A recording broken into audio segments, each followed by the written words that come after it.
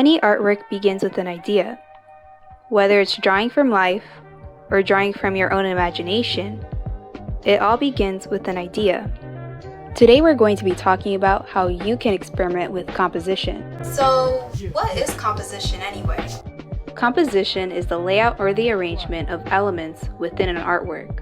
We should keep in mind that our composition can affect the way a viewer looks at a piece, so we should think about what is the main subject, which way do we want the viewer's eye to move, and what is the mood of our piece.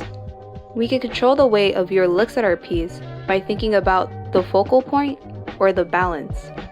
A focal point is where the viewer's eye will automatically move. This will usually be your main subject. When it comes to balance, a balanced composition can create a sense of steadiness, peace, or calm, and an unbalanced composition can create a sense of tension. When used correctly, these can contribute largely to the mood of your piece. How can I experiment with those? Alright, I see you. Let's talk about focal points first.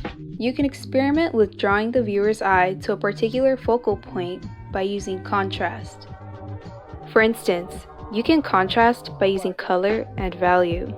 In this painting by Vincent van Gogh, the eyes are immediately drawn to the cafe scene because of the way that the bright, warm yellow colors contrast the cool blue colors in the background.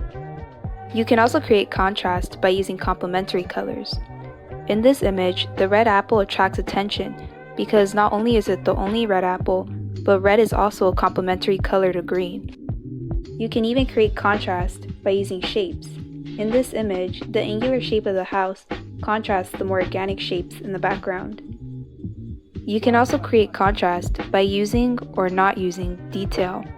In this image by Frederick Leighton, the woman and her dress attract attention for several reasons, including the fact that it is more vivid and detailed than the rest of the painting. You can also strengthen your composition by using implied lines. In this painting by Theodore Géricault, the way that the bodies seem to be pointing towards the figure at the top allow for your eyes to move from the lower left corner to the upper right corner. You can even use eyes and faces to achieve this effect. In this painting, all the eyes point towards the baby on the left. Or why not use both? Here Leonardo da Vinci uses hand gestures and eye positions to lead your eyes to the various subjects in the piece. All these ways and more will allow you to emphasize your focal point and still have your viewer's eyes move freely across the various aspects of your piece. Okay, now let's talk about balance. When we talk about balance, we're talking about the distribution of visual weight in an image. Each subject in an image has a visual weight, so when we think about balance, we should think about a teeter-totter.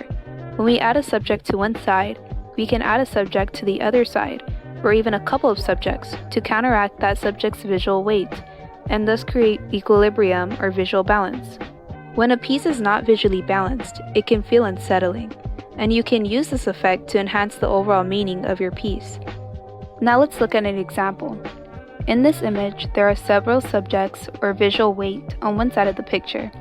This causes the overall weight to be distributed unevenly, and the image becomes unbalanced. It can make the picture feel unsettling or heavy. But if we add some visual weight or some subjects to the other side, we can counteract that visual weight and the piece becomes balanced. One guideline that we can follow to create a balanced composition is the rule of thirds. The rule of thirds is a popular method, and it's a simplified version of the golden ratio. It simply means that we place the focal point along one of the lines or along one of the points of a 3x3 grid. Now, I would like to show you how I experiment with composition. So I start off with a very loose initial idea. I think a blank sheet of paper is so daunting, so I use collage to keep myself loose and the ideas flowing. Then I cut out unnecessary parts of my paper that I don't think I'll need to start off my composition.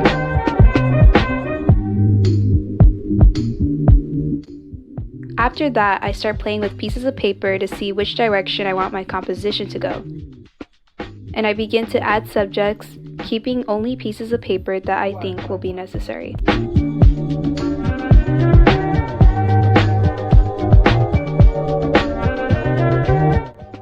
I play around with this a couple of times, cutting and rearranging paper, keeping in mind that my piece does not have to be limited to a square-like sheet of paper.